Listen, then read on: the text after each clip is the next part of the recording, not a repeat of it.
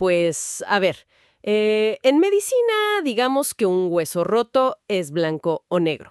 Claro. O sea, la radiografía no miente. Hay una línea de fractura que es visible y el tratamiento, pues, es obvio. Sí, te enyesan y ya está. Exacto.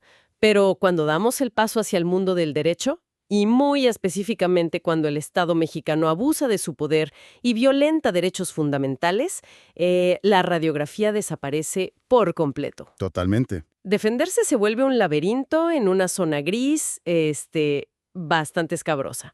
Así que hoy vamos a desarmar la única herramienta legal diseñada para atravesar ese laberinto. El famoso juicio de amparo. Ese mero. Bienvenidas y bienvenidos a este análisis a fondo. Ok, vamos a desgranar esto porque tenemos una misión muy clara hoy. Y es una misión vital, ¿eh? Porque la frase esta de «me voy a amparar» se ha vuelto tan, pero tan común en las pláticas de sobremesa o en las noticias, que irónicamente hemos vaciado de significado a la figura jurídica más poderosa del país. Sí, es como si fuera una palabra mágica. O sea, se menciona todo el tiempo, pero muy pocos comprenden realmente la mecánica que hay detrás de ella. Se repite como una especie de mantra protector. Y bueno, la intención de quienes estamos aquí, al revisar esta pila gigante de documentos. Que vaya que son bastantes. Sí, tenemos textos académicos de Miguel Carbonell, tenemos investigaciones buenísimas del CEPAD, reportes de Fundar, artículos del ex Pro Humanites e incluso expedientes de resoluciones reales de la Suprema Corte de Justicia de la Nación. Que esos son los más reveladores, la verdad. Totalmente. Y el objetivo de revisar todo esto es entender, o sea, ¿qué es este escudo? ¿Cómo funciona en la vida real? Y por qué cualquier persona, sin importar si tiene o no un título en derecho, debe comprenderlo. Exacto, porque en un Estado de derecho, la supervivencia frente al poder depende de conocer esta figura. Sí, y si empezamos por el concepto más aterrizado, digamos, basándonos en los textos explicativos de la misma Suprema Corte. Ajá. El amparo es, en esencia, un mecanismo de control constitucional. O sea, en términos puramente prácticos, es la vía institucional y pacífica que tiene cualquier habitante de este país para frenar a una autoridad que, pues, ha pisoteado sus derechos humanos. O las garantías que otorga la Constitución. Exactamente. Es un escudo literal contra el peso del Estado. Pero a ver, aquí hay una desconexión gigante entre la teoría y lo que la gente cree en la calle. Muchísima. Porque muchas personas perciben el amparo como, haz de cuenta, una tarjeta de salida libre de la cárcel en el juego de Monopoly. Sí. Como si fuera un comodín absoluto que te puedes sacar de la manga para bloquear cualquier multa, evadir cualquier arresto y simplemente decirle al gobierno, no me puedes tocar. Y esa es probablemente la idea equivocada más peligrosa que existe sobre el tema, ¿eh? ¿Por qué? Porque lo fascinante de la arquitectura del amparo es que está diseñado con barreras sumamente estrictas, no es automático. O sea, no es magia. Para nada. Si revisamos el cuaderno de jurisprudencia sobre las causas de improcedencia, específicamente lo que marca el artículo 61 de la Ley de Amparo. Que venía en nuestras fuentes, claro. Exacto. Ahí vemos que este escudo no se puede activar por simple capricho. Tiene filtros. Y uno de los más importantes es el famoso principio de definitividad. Ok, entiendo el término legal, suena muy bonito, pero a ver, ¿qué significa eso en la vida real? O sea, si el gobierno está vulnerando mis derechos, ¿por qué no puedo simplemente correr ante un juez federal y pedir mi escudo? Porque el sistema colapsaría en cuestión de horas. Así de simple. ¡Wow! El principio de definitividad obliga a que, antes de tocar la puerta de un juez federal para pedir un amparo, la persona tiene que haber agotado primero absolutamente todos los recursos ordinarios de defensa. O sea, los que existan en su estado o municipio. Exacto. A ver, entonces, o sea, si me ponen una clausura comercial que es súper injusta en mi municipio, tengo que pelear primero con las instancias municipales. Sí, primero el recurso de inconformidad local o el juicio de nulidad, dependiendo del estado. Híjole, eso suena a que el sistema te obliga a nadar en la burocracia local antes de darte acceso a la verdadera protección. ¿No es eso como una trampa para desgastar a la persona afectada? Pues mira, es una queja muy común y entiendo perfectamente por qué se siente así. Pero la mecánica tiene una razón de ser muy profunda. No es para proteger a la burocracia. Entonces, ¿para qué? Es para proteger la capacidad de respuesta del Poder Judicial Federal. Piensa en esto, si no existiera la definitividad, los jueces federales estarían resolviendo multas de parquímetros, clausuras de tiendas de abarrotes por falta de un sello. Disputas de tránsito. Exacto. Y si el sistema se inunda con todos esos casos menores, cuando llegue una persona que verdaderamente está siendo torturada o a la que se le niega un medicamento vital, pues el juez simplemente no va a tener tiempo de atenderla. Ah, claro. Las causas de improcedencia aseguran que el amparo funcione como la última y más elevada línea de defensa, no como un buzón de quejas de la alcaldía. Ya veo. Visto como una válvula de presión para evitar el colapso del sistema judicial, la verdad es que tiene muchísimo más sentido. Sí, es un filtro necesario. Ahora, asumiendo que ya pasamos esos filtros, los expedientes de la Suprema Corte muestran algo que, te confieso, me genera un poco de cortocircuito. A ver, cuéntame. Entiendo perfecto usar este escudo para pelear contra una acción del gobierno, como un cobro injusto de impuestos o que te detengan sin razón. Pero la ley dice que el amparo procede contra omisiones. Las famosas omisiones. O sea, ¿cómo atacas legalmente a alguien por no hacer absolutamente nada? Bueno, esa es de hecho una de las mayores evoluciones del derecho moderno, porque tradicionalmente entendemos el abuso de poder como un acto positivo, ¿no? Sí, claro, el policía que golpea, el inspector que te clausura. El alcalde que expropia un terreno. Todo eso es hacer. Pero si conectamos esto con el panorama general, el Estado no solo tiene límites sobre lo que no debe hacer, también tiene obligaciones constitucionales sobre lo que sí debe hacer. ¿Como proveer servicios básicos? ¿Salud? ¿Seguridad? Exactamente. Imagínate un hospital público. Un paciente llega con una condición que amenaza su vida. Ok. Requiere un estudio urgente o una medicina.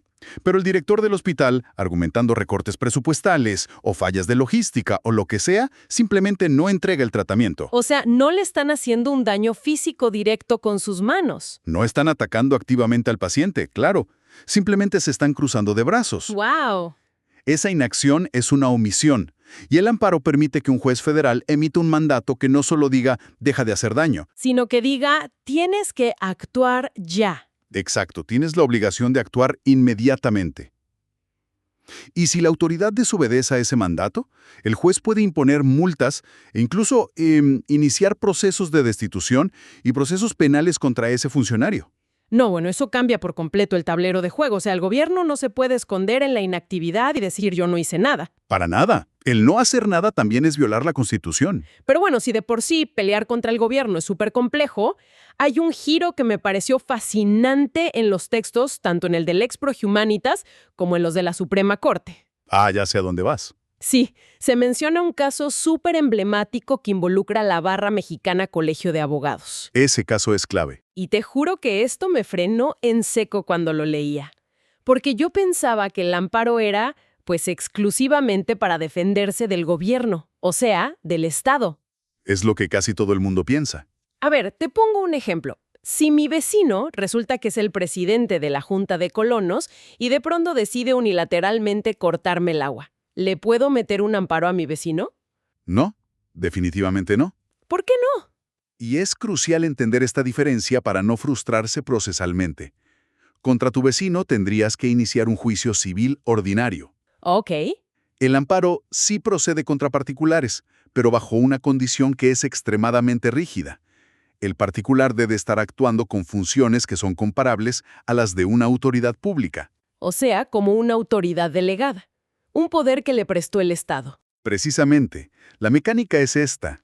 El particular tiene que estar dictando actos unilaterales y obligatorios que afecten tus derechos. Ajá. Y ese poder tiene que tener su origen en una norma general, en una ley. Ah, ok. En el caso de los colegios de profesionistas, o por ejemplo, las universidades privadas en ciertos trámites, la ley les delega el poder de validar estudios, emitir títulos o sancionar éticamente a sus miembros. Claro, cosas que normalmente haría la Secretaría de Educación Pública, por ejemplo. Exacto. Si un colegio ejerce ese poder de forma abusiva, la persona afectada sí puede usar el amparo. Porque en ese momento, ese particular tiene el mismo peso aplastante que tendría una secretaría de gobierno. Es decir, si te pones el traje de autoridad para afectarme, pues yo te trato como autoridad frente al juez federal. Así de simple. Me parece una protección brillante. Pero, a ver, hay un elefante procesal enorme en la sala.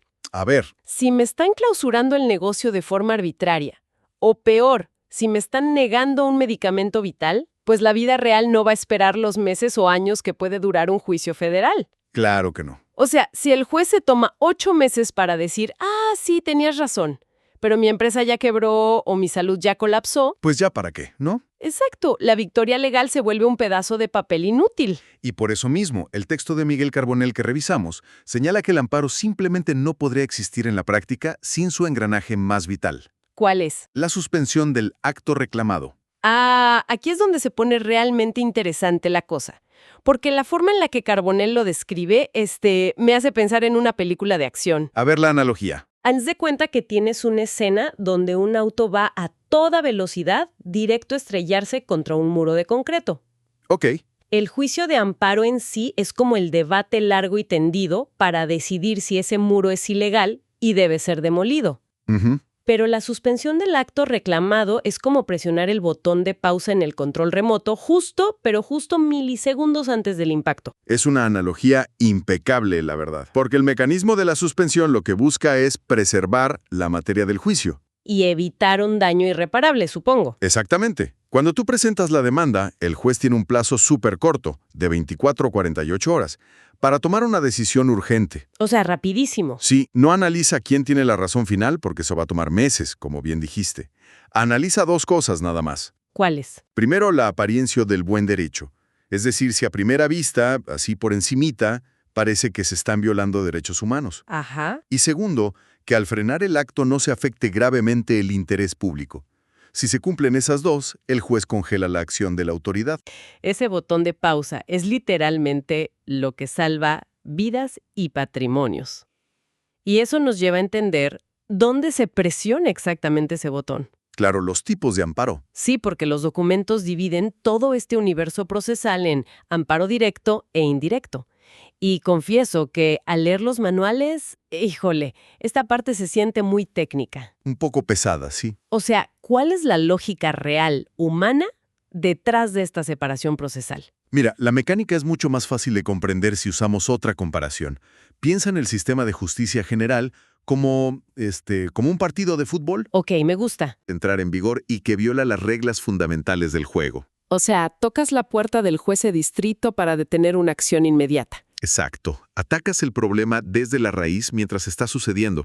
Vas con un juez de distrito. Ok, entonces, ¿qué pasa con el amparo directo? Por otro lado, el amparo directo es quejarte del arbitraje una vez que el partido ya terminó por completo y el marcador es definitivo. Ya. Solo procede contra sentencias finales que le ponen fin a un juicio ordinario. Digamos que ya pasaste por el tribunal de tu estado, presentaste tus pruebas, apelaste, perdiste todo. Y ya no hay nada más que hacer a nivel local. Exacto. Y tu último recurso procesal es ir a un tribunal colegiado federal y decirle, oye, el juez de mi estado violó mis derechos humanos al momento de dictar la sentencia final. Ese es el mecanismo exacto. Por eso van a diferentes tribunales, el indirecto a los juzgados de distrito y el directo a los tribunales colegiados. Ya veo. Y fíjate que los ejemplos que menciona Lex Pro Humanitas en nuestra investigación son muy ilustrativos sobre cómo el amparo directo corrige estos errores estructurales al final de un proceso. Sí, citan un caso familiar que me pareció sumamente delicado. Sí, el de la madre y la custodia. Exacto. Una madre a la que un juez local le quitó la custodia de su hija basándose de manera exclusiva en una prueba toxicológica de cabello que dio positivo a cannabis. Así es. Pero, a ver, el expediente marcaba que el juez local simplemente ignoró las pruebas de sangre y orina que la madre también presentó, ¿cierto? ¿Correcto? Y ahí es donde radica la violación que el amparo directo ataca. Porque la mecánica de la prueba capilar demuestra que hubo contacto con la sustancia en el pasado, ¿no? Sí, a veces meses atrás. Pero las pruebas de sangre y orina demostraban que no había un consumo activo, o sea, no había incapacidad actual para cuidar a la menor. ¡Qué locura! El juez local valoró súper mal la evidencia. Estaba penalizando el pasado en lugar de evaluar el presente. Y por ende estaba separando a una familia de forma totalmente injustificada. Claro, y entonces entra el amparo. Exacto. El Tribunal Colegiado Federal, a través de este amparo directo, intervino para obligar al juez local a dictar una nueva sentencia. Una donde sí valore correctamente todas las pruebas. Sí, protegiendo así el derecho a la familia. Entendido perfecto el amparo directo, entonces.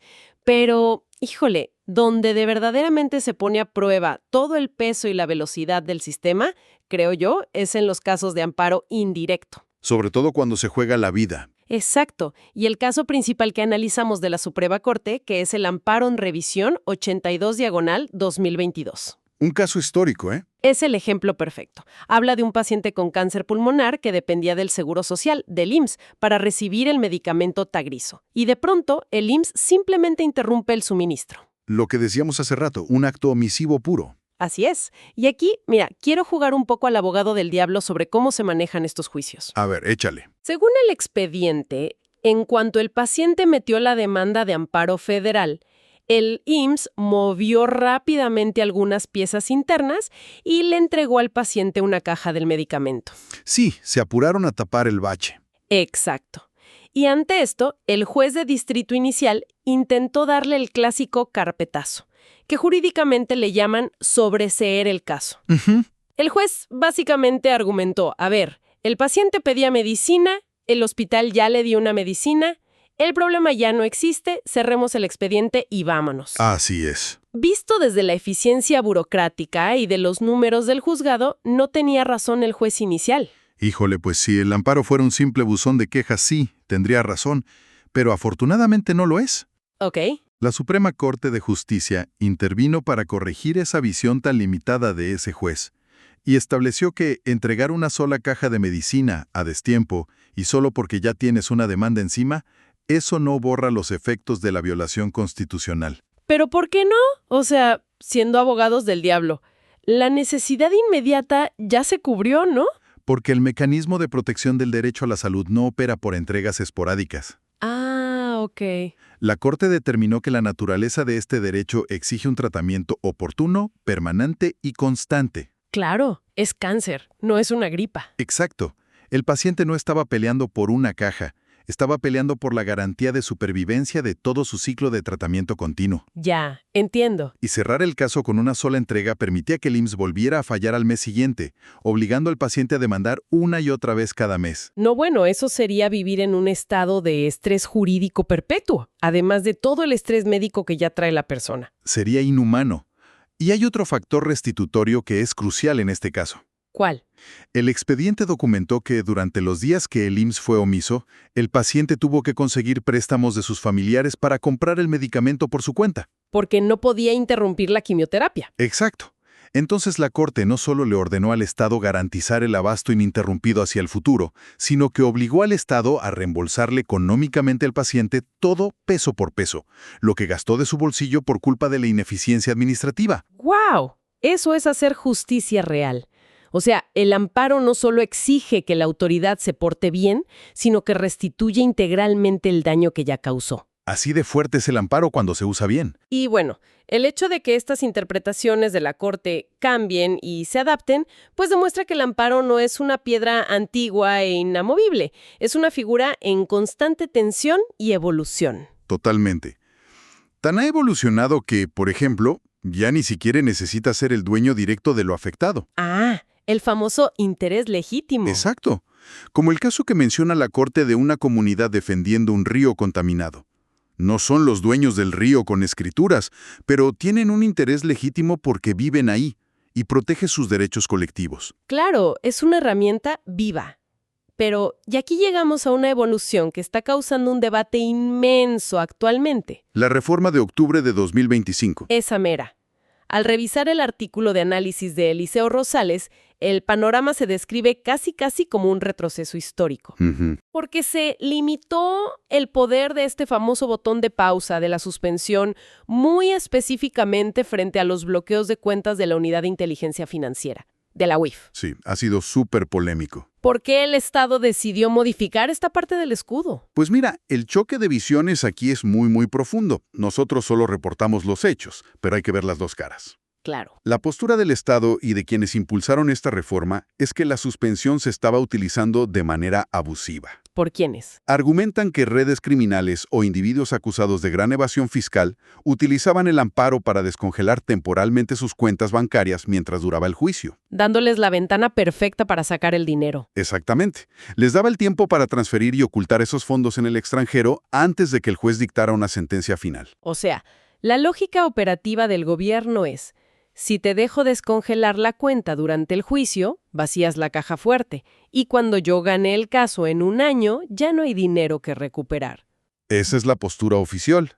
Por eso cerraron esa posibilidad. No hay botón de pausa para cuentas congeladas por la UIF. Ok, entiendo esa perspectiva. ¿Y la contraparte? Bueno, analistas como Eliseo Rosales exponen la falla estructural de esta reforma y por qué la consideran una medida profundamente regresiva. ¿Cuál es su argumento principal? El argumento de Rosales es que esta prohibición simplemente destruye la presunción de inocencia. Claro, porque la UIF congela cuentas a partir de una investigación, ¿no? De una sospecha administrativa. Exacto, no de una condena penal que ya está en firme dictada por un juez. Es una medida cautelar administrativa. Y ese es el corazón del problema operativo, entonces. Sí, porque el mecanismo original de la suspensión te protegía asumiendo tu inocencia inicial. Ajá. Al negarle a una persona la posibilidad de descongelar sus cuentas mientras se defiende en un juicio, que, ojo, puede durar años, Sí, años. en la práctica el Estado la deja sin un solo peso para operar su negocio, para pagar nóminas de empleados o incluso para contratar a su propio equipo legal y defenderse. ¡Wow! Te atan de manos por completo. Según esta perspectiva crítica, se le está imponiendo a la persona una condena de asfixia financiera sin que un juez haya declarado su culpabilidad definitiva. Es un choque frontal, entre la necesidad del Estado de perseguir delitos financieros con rapidez y el derecho fundamental de una persona a no ser arruinada sin un juicio previo. Sí, está muy complejo. Cambio de paradigma súper importante en cómo funciona el escudo del amparo frente al inmenso poder financiero del Estado.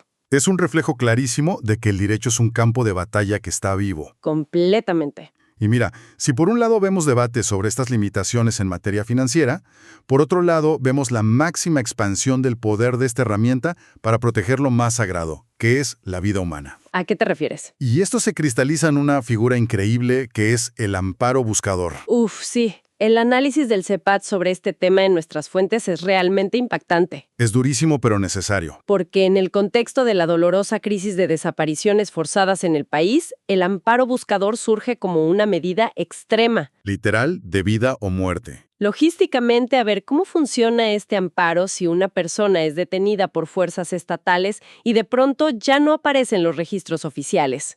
Mira, el amparo buscador, que se fundamenta en el artículo 15 de la Ley de Amparo, haz de cuenta que quita de en medio absolutamente todas las barreras burocráticas que conocemos. Ok.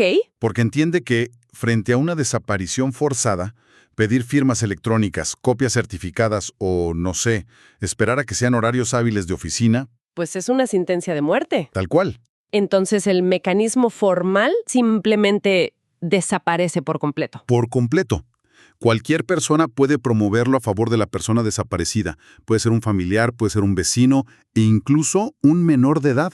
¿Un menor de edad? Sí, y no necesitas contratar a un abogado. ¡Wow! Lo puedes presentar cualquier día del año, a las 3 de la mañana si es necesario. ¿En serio? Sí. Y el detalle procesal más fuerte de todos, si la urgencia es extrema y tú no sabes redactar un documento legal porque no eres abogado, Ajá. puedes presentarte físicamente ante el Juzgado Federal de Guardia y solicitarlo verbalmente. O sea, llegas, le expones al juez que se acaban de llevar a una persona en una patrulla o en un vehículo oficial y que no la presentan ante el Ministerio Público. ¿Y ya? Y ya. ¿Y el juez federal qué tiene que hacer operativamente en ese momento? ¿Manda un oficio por correo que va a llegar en 5 días? No, para nada. La mecánica de respuesta es inmediata. Ok.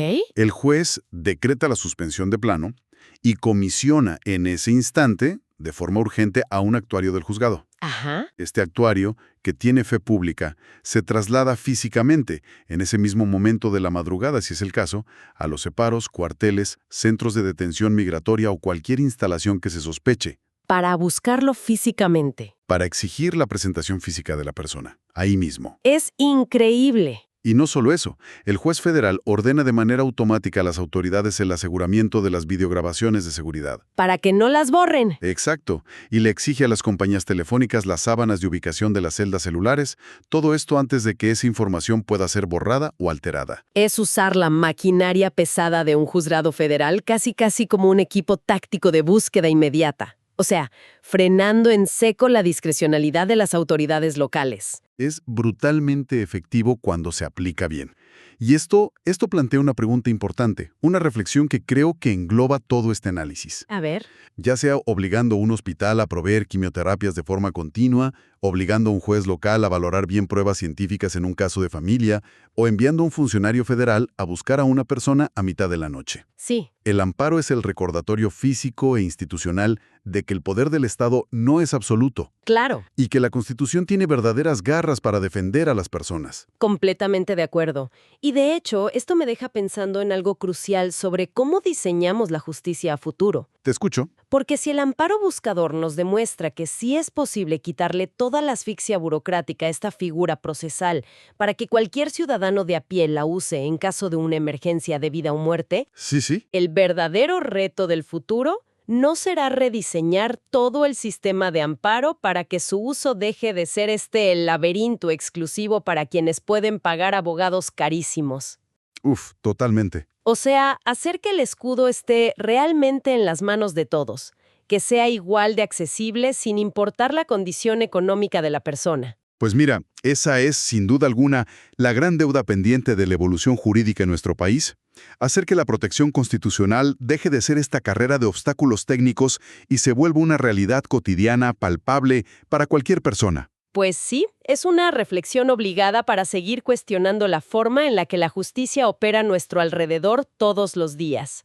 Y bueno, para finalizar nuestro análisis de hoy, tenemos un aviso fundamental sobre este tema. Muy importante, pongan atención. Si necesitas asesoría personalizada y acompañamiento jurídico 24/7, puedes comunicarte con Ríos García y Asociados al número 771-773-3390.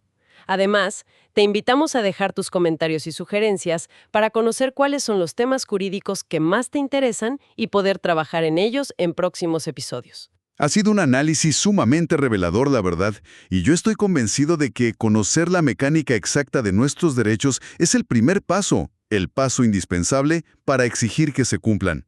Así es.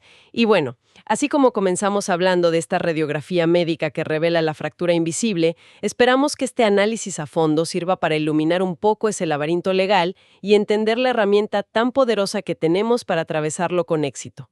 Muchas gracias por escucharnos y hasta el próximo análisis de nuestras fuentes.